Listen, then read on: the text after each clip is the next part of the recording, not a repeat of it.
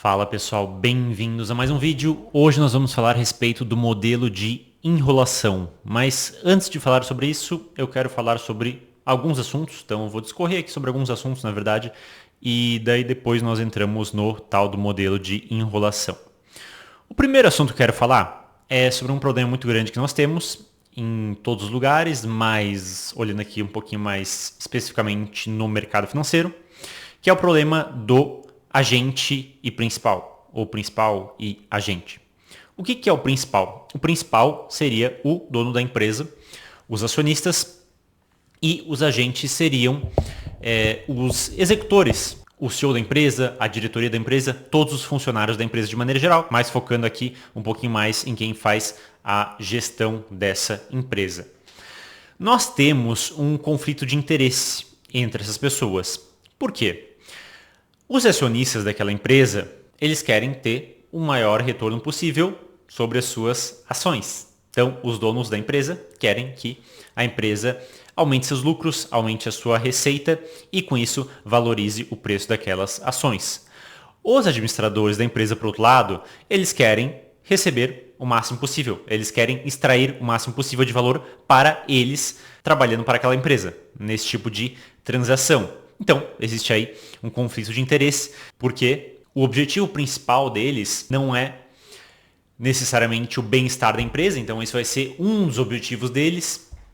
Talvez o objetivo número 5 ali vai ser esse, mas o objetivo número 1, 2 e 3 dessas pessoas vai ser o próprio enriquecimento via salário, via bônus, via benefícios, via cartão corporativo e assim por diante. Então, nós temos aí uma separação, entre os acionistas e esses agentes, entre o principal e os agentes, que é o conselho da empresa. Então, na verdade, nós temos outro fator aí que acaba dificultando ainda mais os agentes estarem alinhados com o principal. O conselho da empresa, as pessoas que estão lá no conselho, elas vão ter também as razões delas e os objetivos delas, que não necessariamente estão alinhados com os acionistas dessa empresa. Isso geralmente não é tão problemático porque, via de regra, os conselhos das empresas são formados por pessoas que têm muitas ações nessas empresas, ou seja, são pessoas que têm skin on the game, que a pele deles está em jogo. O retorno principal deles vem não por estar no conselho, mas sim pela valorização daquelas ações. Então, geralmente o conflito de interesse aí não é tão grande. E aqui não entrando no mérito de controlador da empresa versus acionistas minoritários, porque aí sim existe um conflito de interesse bem maior, mas não vou entrar nesse mérito hoje. Mas entre esse conselho, entre esses acionistas e os agentes da empresa, existe um conflito de interesse no sentido de que não necessariamente esses interesses estão alinhados. Porque uma das formas do agente enriquecer é crescendo o bolo, mas outra forma do agente enriquecer é também pegando uma fatia cada vez maior desse bolo. E muitas vezes pegar uma fatia maior desse bolo é até mais fácil, mais conveniente, mais rápido do que você fazer o bolo crescer. E nós também temos um outro problema que é visto nas últimas décadas. Então ali desde a década de 70 nós temos um processo onde o salário dos CEOs vem aumentando muito e ele é um número cada vez maior em relação ao salário médio nas empresas. Então nós pegamos ali ao longo das décadas 70, 80, 90, anos 2000, 2010, 2020, assim por diante, e a disparidade entre o salário médio nas empresas em relação ao CEO vem sendo cada vez maior. Então lá em 1970, por exemplo, um CEO ganhava 40 vezes mais do que um trabalhador médio naquela empresa. Depois esse número foi para 80, depois foi para 100, depois foi para 150, depois foi para 200, depois foi para 300. Depois chegou até ser em média 400 vezes maior do que o trabalhador médio. Então se o trabalhador médio ganhava lá 10 mil reais, o CEO ganhava 400 vezes isso. Então há uma disparidade muito grande. Essa disparidade ao longo do tempo foi aumentando entre o salário dos CEOs e o resto da empresa. E daí vem a pergunta, bem, será que esses CEOs então estão gerando muito mais alfa, muito mais retorno para os acionistas? Será que eles são tão bons assim? O que está acontecendo? Será que o fato dos salários serem melhores faz com que o retorno seja melhor dessas empresas?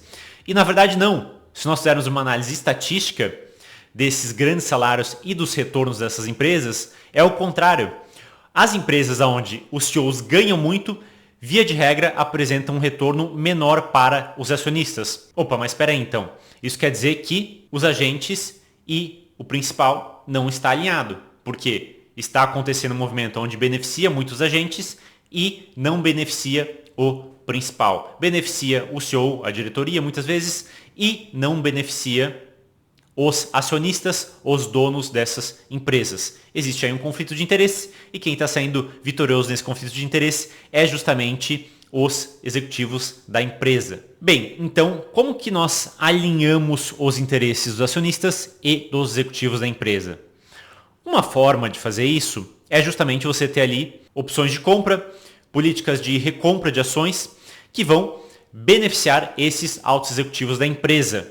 Ou seja, o retorno daquele CEO não vai ser tão ligado ao salário dele, então ele vai ter um salário menor, mas por outro lado, ele vai ter um bônus maior caso essas ações subam. E quanto mais essas ações se valorizarem, maior esse bônus, maior esse retorno que ele vai ter. Com isso nós conseguimos alinhar em boa parte o interesse do acionista e o interesse dos executivos dessa empresa.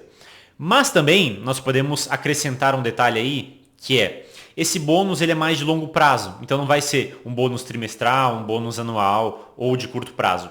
Ele vai ser um bônus ali entre um prazo de 5 a 10 anos, porque com isso esse executivo ele tem um incentivo de não tomar medidas as quais vão beneficiar a empresa no curto prazo para gerar um bônus maior para ele, mas sim medidas as quais vão beneficiar essa empresa no longo prazo, fazendo assim com que ele aumente essa estrutura, ou seja, essa receita, esse lucro, mas de uma forma saudável e sustentável no longo prazo. Ou seja, eu consigo alinhar os interesses entre acionistas e os executivos da empresa, fazendo que a remuneração deles seja parecida, no sentido de que o acionista vai ganhar mais dinheiro se a ação se valorizar e o executivo vai ganhar mais dinheiro se a ação se valorizar. Mas isso nós estamos falando de empresas privadas. Aí nós temos também o problema do agente principal em empresas públicas. E esse problema se torna maior ainda. Por quê? Na empresa privada você tem ali a figura do conselho, você tem os acionistas. Nas empresas públicas, que funcionam aí mais ou menos como empresas sem fins lucrativos, na maioria das vezes, nós temos um problema que é o problema de perda de eficiência. Tem um estudo que eles fizeram, inclusive, entre 1977 e 1981 nos Estados Unidos. Eles pegaram 725 hospitais com fins lucrativos e hospitais sem fins lucrativos.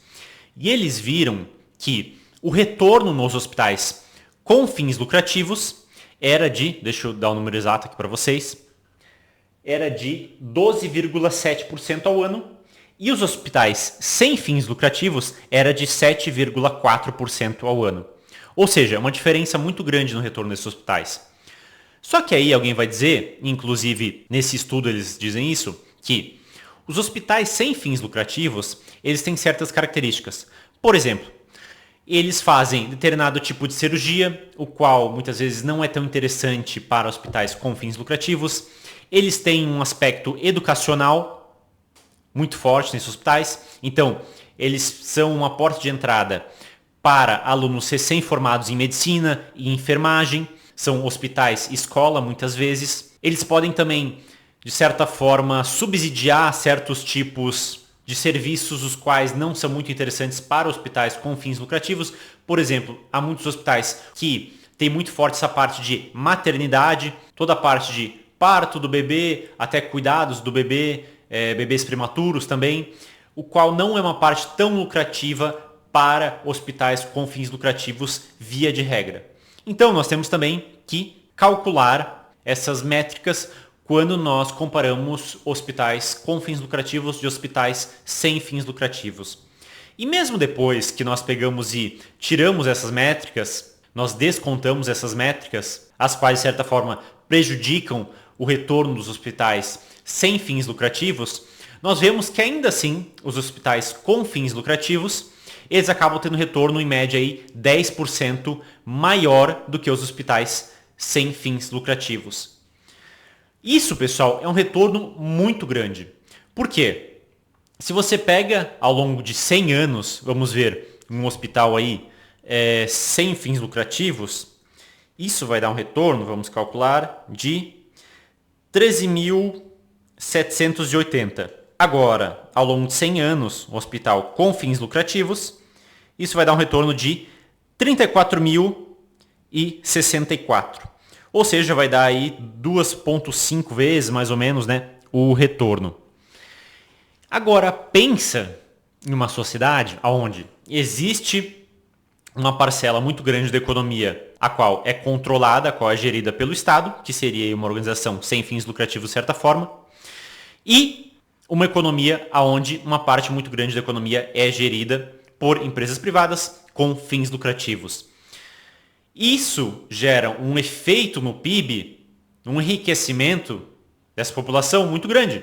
Isso aqui nós estamos colocando também que o Estado é extremamente eficiente na gestão desses recursos, que não há corrupção, que as pessoas são bem intencionadas, os gestores públicos são bem intencionados, e etc, etc, etc. O que não é o que acontece. Mas nós estamos pensando aqui no mundo ideal. E mesmo nesse mundo ideal, as empresas com fins lucrativos acabam sendo muito mais eficientes do que as empresas sem fins lucrativos. E essa eficiência se dá justamente por corte de custos que vão acontecendo. Isso pode ser eficiência no manejo do pessoal, ou seja, no capital humano, ou então fazer compras mais eficientes de produtos, de insumos, fazer uma gestão de corte de custos mais eficiente.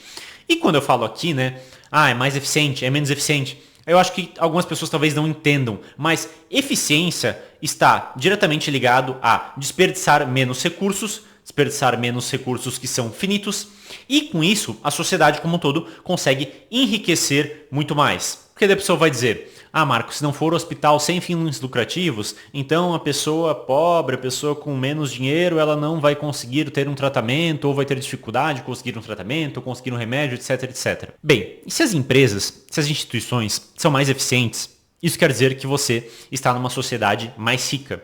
Se você está numa sociedade mais rica, existem menos pessoas pobres, menos pessoas com uma condição financeira ruim nessa sociedade. Ou seja, menos pessoas que vão precisar de caridade e doações. E esse ciclo, ele é reforçado e se torna um ciclo virtuoso em uma sociedade. O contrário também é verdade. Se você tem mais instituições sem fins lucrativos, você tem uma eficiência menor e você tem uma sociedade mais pobre. E quanto mais instituições sem fins lucrativos você vai tendo, isso quer dizer que você vai ter uma sociedade cada vez mais ineficiente e cada vez mais pobre, ou seja, mais pessoas vão precisar desta ajuda. Ou seja, no final das contas, nós não devemos buscar uma sociedade com mais instituições sem fins lucrativos ou que mais pessoas dependam de doações, mas sim uma sociedade que seja mais eficiente, de forma que menos pessoas dependam de doações, de caridade, e uma sociedade com mais instituições com fins lucrativos. Bem, pessoal, agora vamos finalmente falar sobre o que é o modelo de enrolação. Primeiro vou trazer uma definição aqui para vocês, que é a teoria do salário de eficiência. Então, acompanhe comigo, por favor. Explicação para a presença de desemprego involuntário e de discriminação de salários que reconhece que a produtividade da mão de obra pode ser afetada pelo nível do salário. Muito bem. E o que é a definição do modelo de enrolação? Princípio segundo o qual os empregados têm incentivos para ser negligentes caso a empresa lhe pague um salário igual àquele que equilibra o mercado, pois aqueles que forem demitidos podem ser contratados por outras empresas recebendo o mesmo salário. Salário de eficiência. Salário que uma empresa paga a um funcionário como incentivo para que ele não enrole. Ou seja, pessoal, o que é o modelo de enrolação?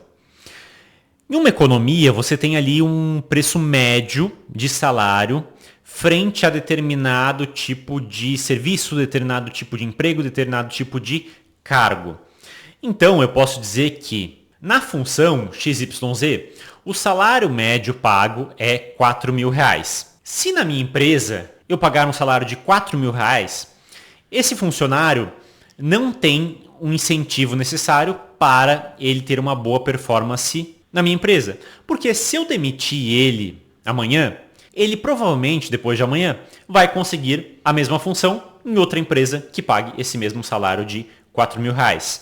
Se eu pagar, por outro lado, R$3.000 por mês, ele vai ter um incentivo ainda maior de enrolar na minha empresa, ou seja, fingir que está trabalhando, porque se ele for demitido, provavelmente ele vai conseguir um salário melhor. Então, o que é o salário eficiente que nós estamos falando? É um salário maior do que a média do mercado. Maior quanto? Depende. Se essa economia tiver uma taxa de desemprego muito baixa, geralmente esse salário vai ser razoavelmente maior.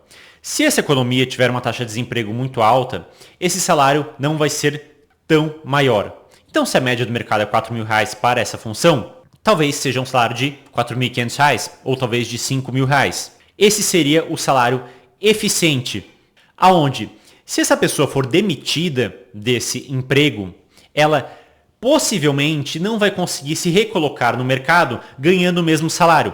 Ela vai conseguir se recolocar no mercado ganhando um salário de 4 mil e não de 5 mil. Então, se eu pagar 5 mil para esse funcionário fazer essa função, ele tende a não enrolar no trabalho. Ele vai trabalhar bastante, vai mostrar serviço e vai ser muito mais produtivo. Ou seja, esse aumento no salário acaba sendo efetivo para a empresa, vai diminuir a saída de funcionários dessa empresa e vai fazer com que os funcionários dentro dessa empresa sejam muito mais eficientes. E é interessante porque nós vemos grandes empresas e empresas bem-sucedidas, geralmente elas pagam salários acima da média do mercado para os seus funcionários. E aí o que vem antes, o ovo ou a galinha? Será que por elas serem bem-sucedidas elas pagam salários maiores ou será que elas são bem-sucedidas porque pagam salários maiores? Ah, Marcos, então será que eu tenho que aumentar o salário de todos os meus funcionários? Depende. Por exemplo, se você tem uma empresa de pregos, então você faz pregos e você tem ali um funcionário que ele precisa apertar um parafuso, ou martelar um prego, ou fazer algum trabalho, o qual você consegue medir claramente qual que é o retorno que este funcionário está tendo. Por exemplo, ele tem que apertar 100 parafusos por hora. E aí, se ele apertar mais, ok, não vai mudar muita coisa, mas se ele apertar menos, ele vai ser demitido. Ele tem ali um objetivo mínimo para ser alcançado. Vale a pena pagar muito mais para esse funcionário? Provavelmente não, porque você pagando um salário mínimo ou pagando R$1 milhão para ele, o desempenho a mais que ele vai ter, em primeiro lugar, é limitado. Em segundo lugar, você não está tão preocupado se ele vai apertar 100 ou 150 parafusos por hora. Você só quer que ele aperte mais de 100 parafusos por hora. Então, nesse sentido, como você consegue medir muito claramente esse desempenho, provavelmente não é tão interessante você pagar um salário mais alto para esse funcionário. Agora, aquele funcionário onde é difícil medir o desempenho desse funcionário, mas nem por isso ele deixa de ser importante para a sua empresa, muitas vezes é um trabalho mais intelectual que esse funcionário tem, você dar um salário maior para esse funcionário, muitas vezes pode ser algo interessante. E já nessa esteira dessa discussão, eu queria trazer para vocês uma história da Ford. Então tem aqui um estudo que foi feito, que se chama Salários de Eficiência na Ford. Então o Henry Ford, lá em 1913, ele tinha um problema muito grande, que era a rotatividade da mão de obra. Então a rotatividade de mão de obra na Ford chegou ali em 1913 a 380%, e no ano seguinte, do 1914, chegou a 1000%. E a margem de lucro da empresa diminuiu com isso. Ou seja, o Ford começou a ter uma abordagem de linha de produção, onde os funcionários precisavam ser menos especializados para fazer aquele carro, porque cada funcionário fazia uma parcela cada vez menor na construção total daquele carro. E ele teve uma abordagem no primeiro momento de deixa eu reduzir os salários ao máximo para ser mais competitivo. Só que isso gerou uma rotatividade muito grande dentro da Ford, a um ponto que essa rotatividade começou a prejudicar os lucros da empresa. E aí o que o Henry Ford fez? Enquanto o resto da indústria automobilística tinha um salário em média ali de 2 a 3 dólares, eu acredito que esse valor é por dia, a gente está falando aí de 1914, então o valor do dólar era muito maior. Então, enquanto a média do mercado aí era 2 a 3 dólares, o Henry Ford estabeleceu um salário de 5 dólares para os funcionários da Ford. E aí qual foi a conclusão desse aumento salarial que aconteceu na empresa? Deixa eu ler aqui para vocês. Ford afirmou que, na realidade, o aumento de remuneração aumentou a lealdade e a eficiência pessoal de seus funcionários. E as estimativas quantitativas realizadas confirmaram suas afirmações. De acordo com os cálculos feitos pelo chefe de recursos humanos da Ford, A produtividade aumentou em 51%. Um outro estudo concluiu ainda que as faltas haviam caído pela metade e que as demissões por justa causa haviam também apresentado um acentuado declínio. Dessa maneira, um aumento de eficiência mais do que compensou o aumento das remunerações. Consequentemente, a lucratividade da Ford aumentou substancialmente. Passou de 30 milhões em 1914 para 60 milhões em 1916. Ou seja, pessoal, mesmo num trabalho onde não existe um grau técnico muito grande, onde é basicamente apertar parafuso, que é o caso da linha de montagem da Ford, então não tão simples quanto apertar parafuso, mas também não intelectual assim, nós podemos ver que esse aumento salarial acaba sim gerando um retorno muito melhor nas empresas. E nós podemos ver por aí empresas muito eficientes, empresas muito lucrativas, as quais praticam um salário acima da média. Nós vemos muitas empresas multinacionais que vêm para o Brasil, que são muito bem sucedidas, fazem um salário aí acima da média. Então, o salário médio, às vezes, de determinada posição é R$ 4.000 e eles oferecem muitas vezes R$ 6.000. Isso faz com que essas empresas atraiam os melhores funcionários e esses funcionários sejam mais leais, trabalhem mais, sejam mais produtivos e mais eficientes. Então, essa política de aumento de salários muitas vezes acaba sim sendo benéfica para as empresas e isso é algo que nós devemos considerar quando nós estamos em uma posição de gestão em uma empresa. Bem, pessoal, acho que o vídeo ficou já um pouquinho longo, então eu vou parar por aqui e nós nos vemos no vídeo desse final de semana. Um abraço e até o nosso próximo vídeo.